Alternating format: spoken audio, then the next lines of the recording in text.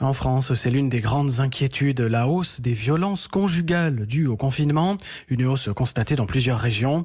À Marseille, c'est une institution qui apporte son aide. L'OM, pardonnez-moi, l'OM, le club de foot qui met à disposition des victimes, écoutez bien, 46 chambres de son centre d'entraînement.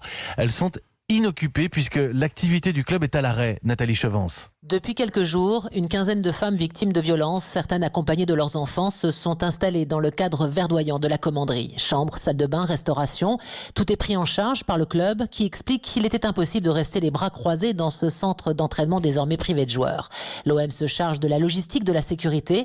Le dispositif va monter en puissance en liaison avec l'association SOS Femmes 13, dont Valérie Secco est la présidente. C'est un partenariat exceptionnel, utile pour avoir des places supplémentaires dans un moment où tous les dispositifs d'hébergement sont saturés. Ça donne du lest, c'est une belle bouteille d'oxygène. Sachant que l'OM donc offre des locaux qui étaient utilisés par des jeunes sportifs en formation, des conditions hôtelières et de restauration qui sont très satisfaisantes, en tout cas pour une unité d'hébergement d'urgence. On a besoin que les femmes elles aient des solutions de logement. Elles, ce qu'elles voient, c'est que concrètement, elles ont un endroit où elles peuvent être mises en sécurité. Et l'OM multiplie les initiatives solidaires avec les Restos du Cœur, distribution de colis alimentaires pour les étudiants les plus précaires, en attendant que le stade Vélodrome se transforme peut-être en gigantesque centre de dépistage.